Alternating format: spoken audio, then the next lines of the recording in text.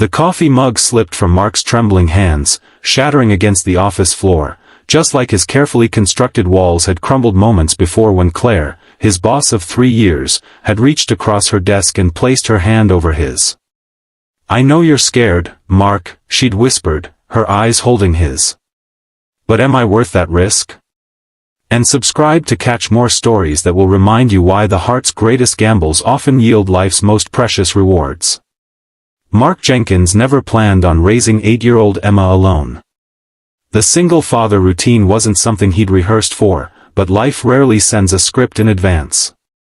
3 years ago, when his wife Melissa's car collided with a drunk driver's on a rainy Tuesday evening, Mark's world imploded. One moment he was a happily married software engineer with a 5-year-old daughter and a mortgage. The next, he was drowning in grief, funeral arrangements, and the terrified eyes of a little girl who couldn't understand why mommy wasn't coming home. The first year passed in a blur of grief counseling, learning to braid Emma's hair before school, and figuring out how to answer questions no father should have to address alone. "Does mommy miss me in heaven?" Emma would ask, her small voice breaking the silence of their too-quiet home. Mark would gather her into his arms, his throat tight with unshed tears, and whisper, "Every single second of every single day, sweetheart." Work became Mark's sanctuary, the one place where he could focus on something other than loss. Tempest Technologies had been understanding about his situation, offering flexible hours and remote work options when Emma was sick or school was cancelled.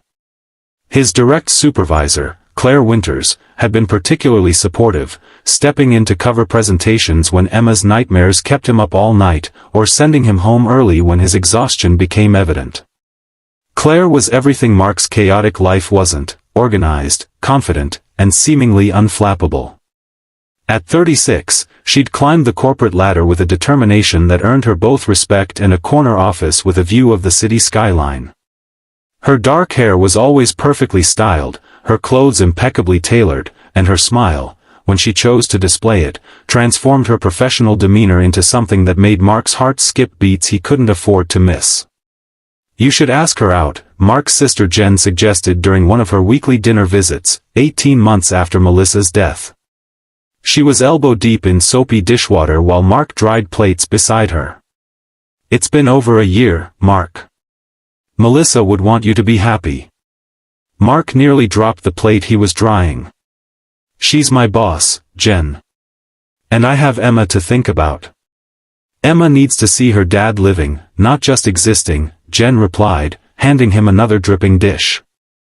"Besides, I've seen how Claire looks at you when she drops by files. That's not a boss employee look." Mark dismissed his sister's observations, filing them away in the same mental drawer where he kept other impossible things, like the idea of ever feeling whole again, or the notion that he could risk his heart a second time. But seeds, once planted, have a way of taking root. Mark began noticing things about Claire he'd previously ignored: the way she tucked her hair behind her ear when concentrating, how her laugh seemed to brighten the fluorescent-lit conference room, the gentle way she spoke to Emma on the occasions when his daughter visited the office. Still, Mark maintained his professional distance. His life had found a delicate balance: work during the day, Emma in the evenings, and the memory of Melissa filling the quiet moments in between. It wasn't happiness, exactly, but it was stable. Safe. And after the ground had been ripped from beneath his feet once before, Mark craved safety above all else. The company retreat changed everything. Tempest Technologies' annual 3-day conference at Mountain Lake Resort was mandatory for all department heads and senior staff. For the first time since Melissa's death, Mark couldn't avoid an overnight work event. After arranging for Emma to stay with his parents, he packed his suitcase with a sense of dread that had nothing to do with work presentations and everything to do with existing outside the careful routines he'd established. The first day passed uneventfully: team-building exercises in the morning, strategy sessions after lunch, and a catered dinner that Mark escaped from as early as politeness allowed. He retreated to the resort's lakeside path, finding a bench where the evening air carried the scent of pine and distant campfires. "Mind some company?" Claire's voice startled him from his thoughts. She stood a few feet away, her usual office attire replaced by jeans and a soft blue sweater that made her eyes seem deeper somehow. Mark gestured to the empty space beside him, and Claire settled there, leaving a careful distance between them. For several minutes, they sat in companionable silence, watching moonlight ripple across the lake's surface. "How's Emma doing with the separation?" Claire finally asked. The question surprised him, not the inquiry itself, but the genuine concern behind it. "She's okay. My parents spoil her rotten, so she probably hasn't even noticed I'm gone." Claire smiled. "I doubt that. She talks about you like you hung the moon and stars." "You remember what Emma says?" "I remember everything about your daughter, Mark," Claire replied softly. "She's important to you, so she's important to me." Something shifted in that moment, a subtle realignment that Mark couldn't quite name but felt in his chest nonetheless. Their conversation flowed easily after that, moving from Emma's recent science project to Claire's childhood in a small coastal town, to books they'd both read and movies they'd both seen. Hours passed unnoticed until a security guard politely informed them the grounds were closing for the night. Walking back to their rooms, Mark felt lighter than he had in years. When they reached Claire's door, she turned to him with an expression he couldn't quite read. "I've enjoyed tonight, Mark," she said simply. "Me too," he replied, surprised by how much he meant it. The next morning, Mark found himself searching for Claire at breakfast, disappointed when she was seated at a table with other executives. Throughout the day's sessions, his eyes kept drifting to where she sat across the conference room, occasionally catching her gaze before they both looked away. That evening, they found each other again by the lake, this time walking along its shore rather than sitting. Their conversation picked up as though it had never paused, but with a new undercurrent of awareness that made Mark both nervous and exhilarated. "Why haven't you dated since your wife passed?" Claire asked as they reached a small dock extending into the water. The question was direct but gentle, typical of her straightforward approach. Mark considered deflecting but found himself answering honestly instead. "Partly for Emma. Partly because I'm terrified." He stared out at the dark water. "Loving someone means giving them the power to destroy you.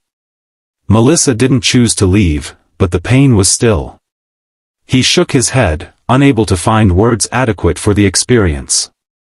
"So you've decided it's safer not to try again," Claire concluded, not as a judgment but as an observation. "Love is always a risk," Mark said quietly. "I'm just not sure I'm brave enough to take it twice." Claire didn't respond immediately. When she did, her voice carried a vulnerability he'd never heard from his confident boss before. "Some risks are worth taking, Mark. Some people are worth being brave for." The air between them charged with unspoken possibilities. For a breathless moment, Mark thought she might kiss him, or he might kiss her. Instead, a burst of laughter from a group of colleagues walking nearby broke the spell, and they returned to their rooms separately, the conversation suspended but not forgotten. The final day of the retreat passed in a blur of closing presentations and departure arrangements. Mark and Claire maintained their professional relationship in front of colleagues, but something had undeniably changed. On the drive back to the city, Mark found himself thinking not of returning to his empty house, but of seeing Claire in the office on Monday. Life resumed its normal rhythm, school drop-offs, project deadlines, dinner routines, but Mark's perspective had shifted. He began noticing opportunities for joy he'd previously overlooked: Emma's laughter during their impromptu living room dance parties, the satisfaction of solving a complex coding problem, the warmth in Claire's smile when they passed in the hallway. 2 weeks after the retreat, Claire called Mark into her office late on a Friday afternoon.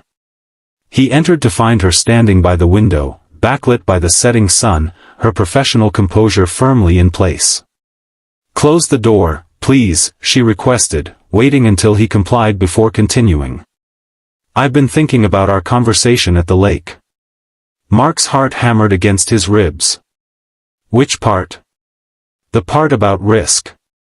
Claire moved away from the window, reducing the distance between them. "I respect your boundaries, Mark. I understand your hesitation. But I need to be clear about something. She took a deep breath. I have feelings for you that go beyond professional admiration or friendship. I've tried to ignore them because of our work relationship and because I know your situation is complicated. But after that weekend... She shook her head slightly. I can't pretend anymore. Mark stood frozen, 1,000 thoughts colliding in his mind. Claire continued, her voice steady despite the vulnerability of her words. I'm not asking you for anything you're not ready to give. I just needed you to know where I stand. If you want to keep things strictly professional between us, I'll respect that completely. The silence stretched between them, filled with the weight of her confession and his indecision. Finally, Mark found his voice. I don't know if I'm ready, he admitted. Emma has to be my priority, and the idea of opening myself up to that kind of pain again. He swallowed hard. But I think about you. More than I should. Claire's expression softened. That's enough for now, she said. Just think about it. No pressure, no timeline. Mark nodded, grateful for her understanding yet frustrated by his own fear. As he turned to leave, Claire called his name once more. Mark? For what it's worth, I think you're one of the bravest people I know.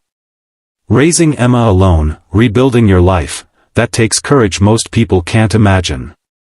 Her words followed him home, echoing in his mind as he paid the babysitter and checked on his sleeping daughter.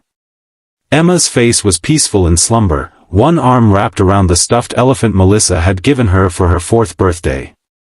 Looking at his daughter, Mark realized that Claire was right, he had been brave, not by choice but by necessity.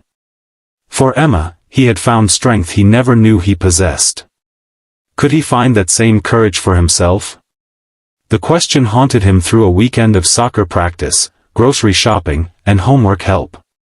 By Monday morning, Mark had reached no clear conclusion, only a growing awareness that the safe harbor he'd constructed might actually be a prison of his own making.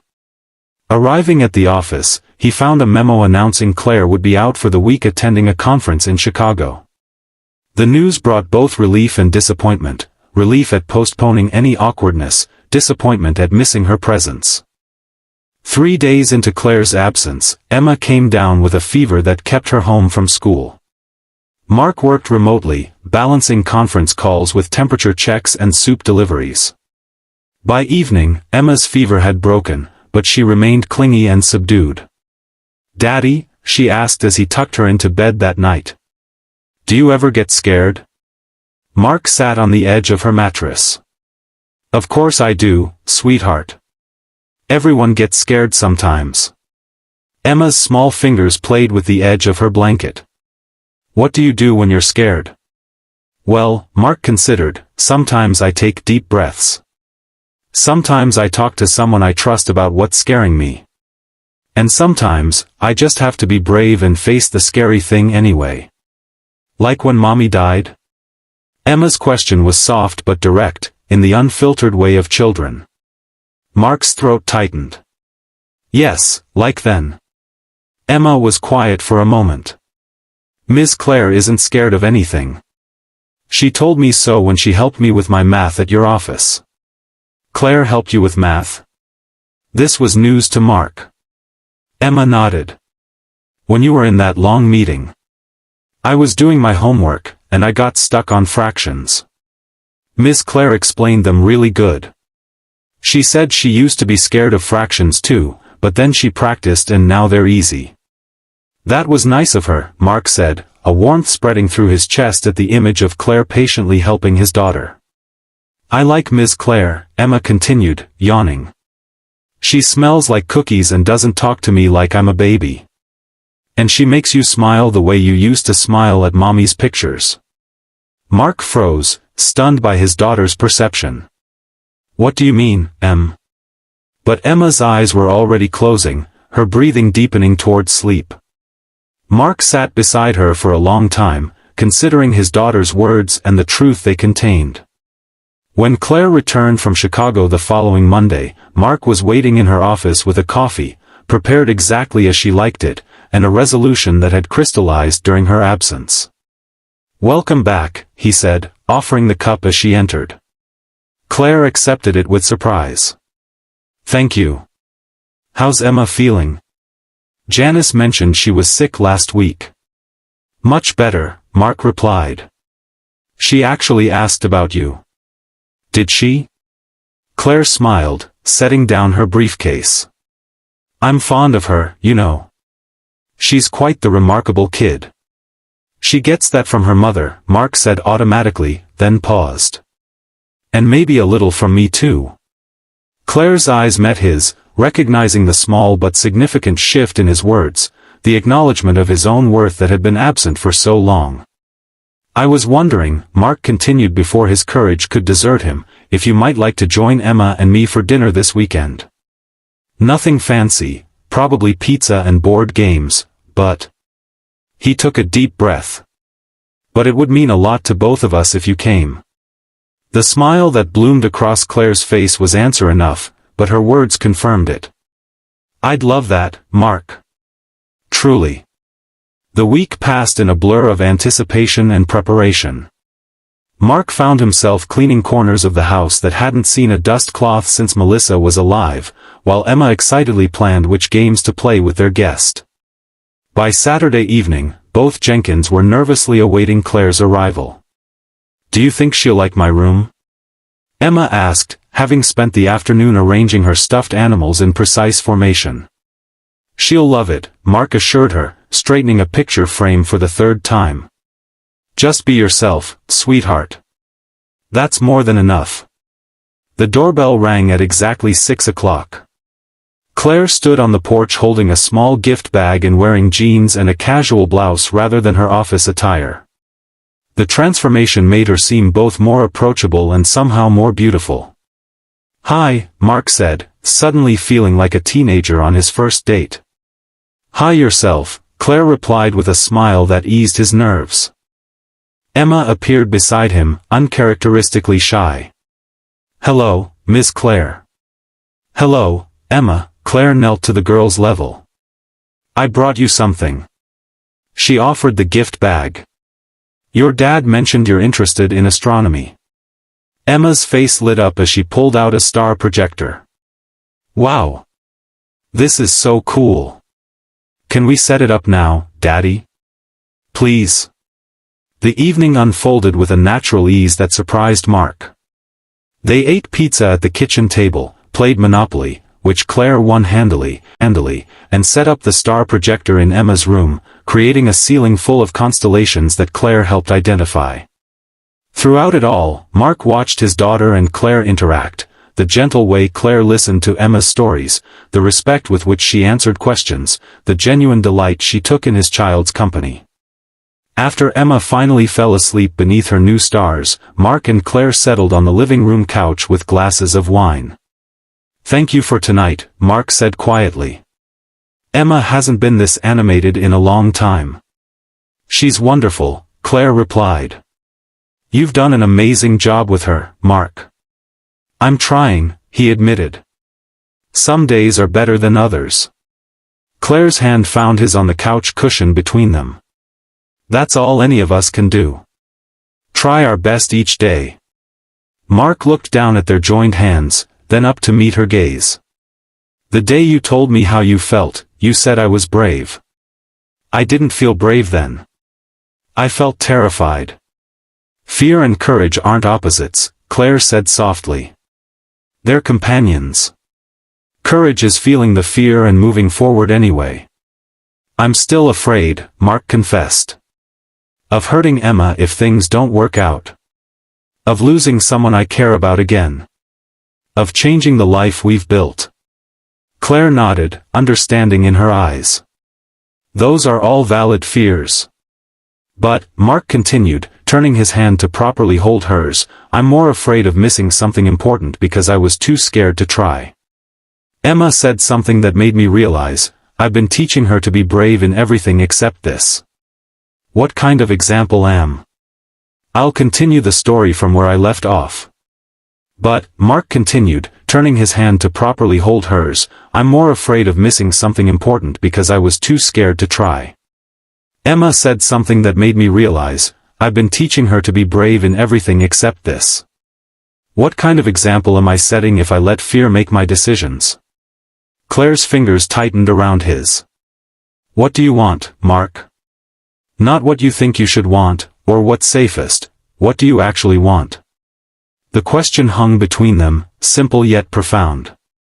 Mark looked around the living room, at the photos of Emma and Melissa that still adorned the walls, at the life he'd carefully reconstructed from the wreckage of tragedy. Then he looked at Claire, patient, strong Claire who had never pushed but had never hidden either. I want to see where this goes, he said finally. I want to stop hiding behind my grief. I want Emma to know that love doesn't end with loss. His voice grew steadier with each word. And I want to know what it feels like to kiss you.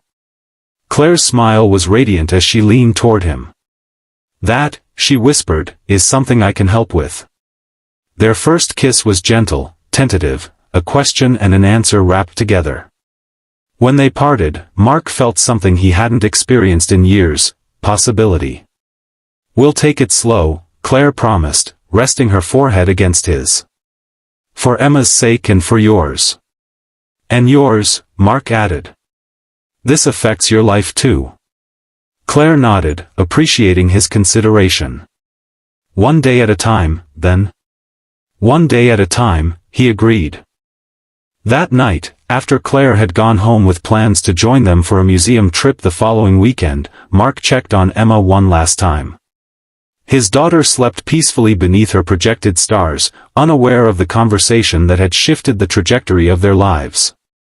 Looking at her, Mark felt not guilt but hope that he could show Emma that hearts, even broken ones, could heal and grow and love again. The weeks that followed brought a gradual integration of their lives. Claire joined them for Sunday brunches and Wednesday movie nights. She helped Emma with science projects and taught her to make her grandmother's famous chocolate chip cookies. She and Mark developed a rhythm of stolen moments, coffee before work, lunch breaks spent walking in the park near their office, evening phone calls after Emma was asleep. Their colleagues noticed the change, of course. Office gossip circulated, but Claire handled it with professional grace, making it clear through her actions that their relationship would not affect workplace dynamics. She was still his boss during office hours, still held him to the same standards as every other employee. If anything, Mark found himself working harder, wanting to prove, perhaps to others, perhaps to himself, that his performance remained exemplary. 3 months into their relationship, the first real challenge arose. Emma, who had seemed to accept Claire's presence in their lives, suddenly became withdrawn and sullen when Claire's name was mentioned. I don't want her to come to my recital, Emma declared the week before her piano performance at school. She sat at the kitchen table, arms crossed, lower lip jutting out in stubborn defiance. Mark sat across from her, confused by the sudden change. Why not, Em? I thought you liked Claire. I do like her, Emma admitted, her expression conflicted. But what, sweetheart? Emma's eyes filled with tears. But what if you like her more than Mom? What if you forget Mom because of her? The question pierced Mark's heart. He moved to kneel beside Emma's chair, taking her small hands in his. Emma, listen to me. No one could ever replace your mom. Not ever. The love I had for her, the love we both have for her, doesn't go away because Claire is in our lives. Emma sniffled. Promise? I promise, Mark said firmly. Hearts don't work that way. They don't have limited space. They grow to make room for more love without losing what was already there. Emma considered this, her brow furrowed in concentration. Like when we got fish, she asked, referring to the goldfish they'd adopted last month. Mark smiled. Exactly like that.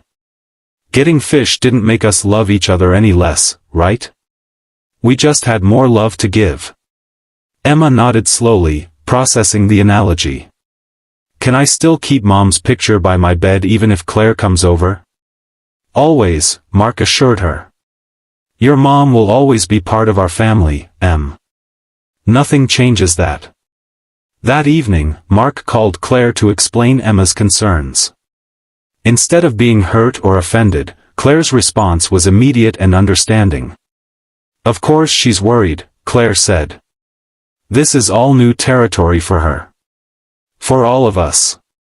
I think she's okay now, Mark said. But maybe we should slow things down a bit, give her more time to adjust. There was a brief pause before Claire replied. Actually, I have another idea. If you're open to it. The following day, Claire arrived at their house carrying a small wooden box. She asked to speak with Emma alone, and though Mark was curious, he respected their privacy, retreating to the kitchen while they talked in the living room.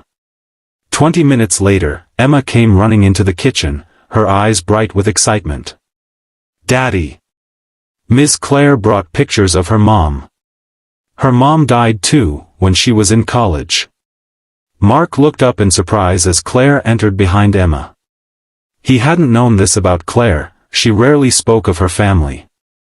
Claire showed me her special memory box, Emma continued. And she said maybe we could make one for Mom too, with pictures and stuff to keep forever. Claire met Mark's questioning gaze over Emma's head. I thought it might help to know that I understand loss too, she explained quietly. That I would never expect or want to erase Melissa's memory. That night, after Emma had gone to bed still chattering about memory box ideas, Mark held Claire close on the porch swing, overwhelmed by her compassion. You never told me about your mother, he said softly. Claire rested her head against his shoulder. Breast cancer, my sophomore year of college. It was difficult. I'm sorry. It was a long time ago, Claire said. But you never really get over losing someone you love. You just learn to carry it differently. She looked up at him. I would never ask Emma, or you, to forget Melissa. She'll always be Emma's mother, always be your first love. I just hope there might be room for me too, somehow. Mark kissed her forehead, his heart full. There is. There definitely is. Emma's piano recital the following week became a family affair. Mark sat in the school auditorium with Claire beside him and his parents in the adjacent seats. When Emma finished her piece, a slightly wobbly but earnest rendition of For Elise, she looked out at the audience and beamed at the sight of all of them applauding together.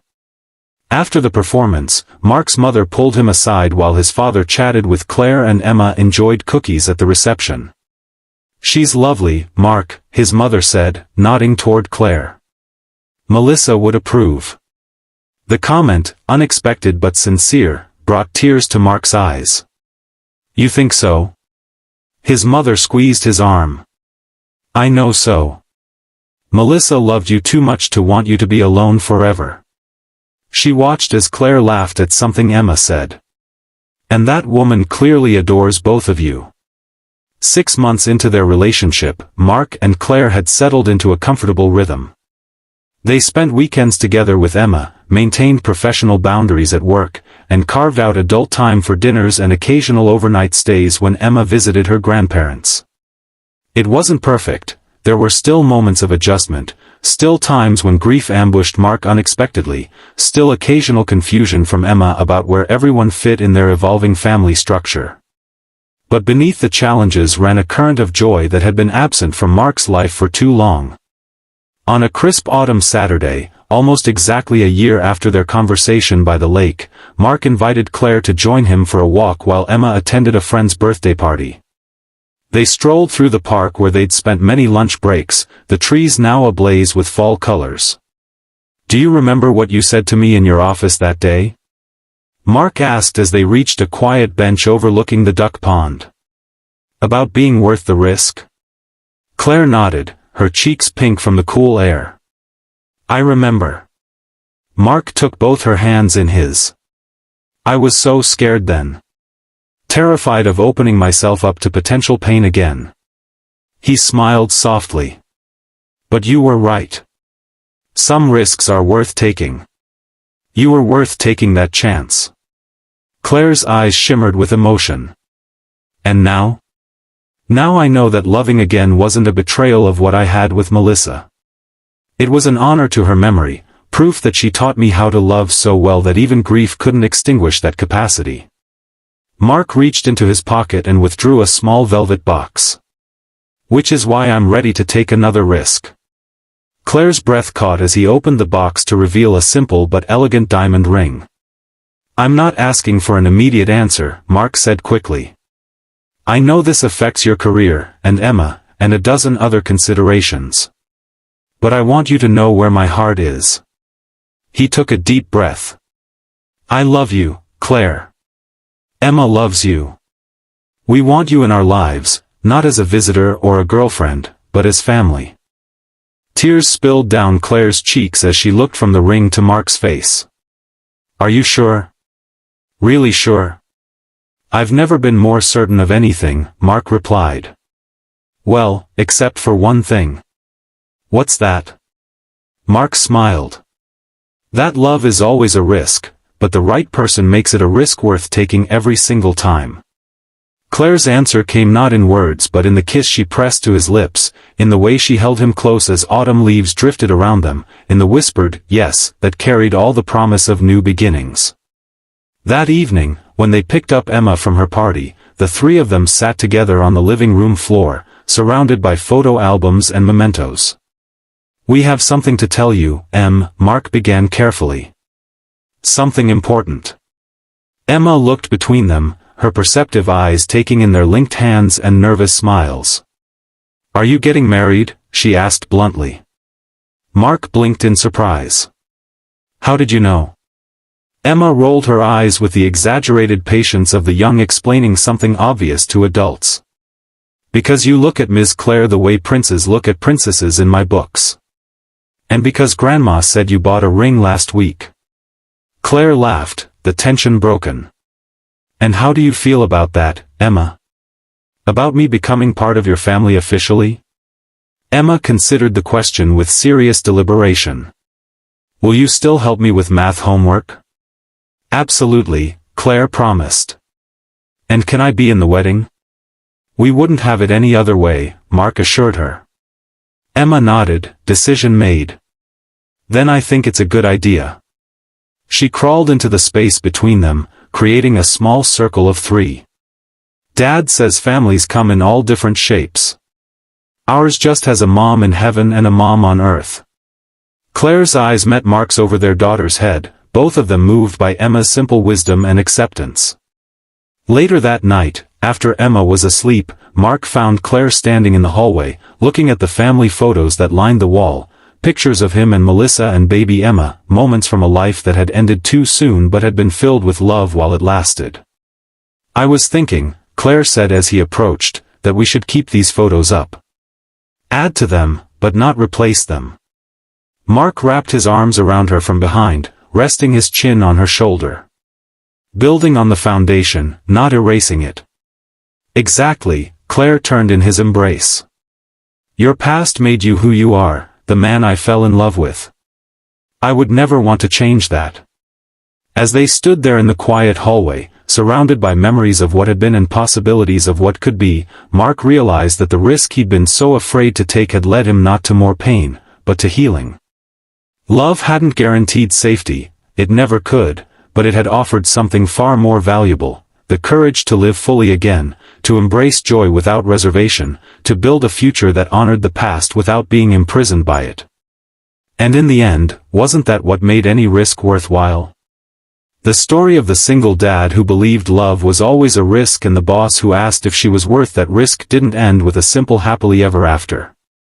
It continued in the everyday moments of their blended family, in Emma's growth and occasional struggles, in the balance of work and home, in the wedding that included a special candle lit in Melissa's memory, in the baby boy they welcomed 2 years later who would know his mother in heaven through stories and photographs. Life remained complicated, messy, and occasionally heartbreaking. But it was also rich with connection, resilience, and a love that had been brave enough to risk everything for the chance at something beautiful. If you've stayed with this story until now, perhaps you're facing your own risk, your own crossroads between safety and possibility. Remember Mark's journey from grief to hope, from isolation to connection. Remember that the heart's capacity for love is limitless, that pain and joy can coexist, that the most meaningful rewards often require the greatest courage.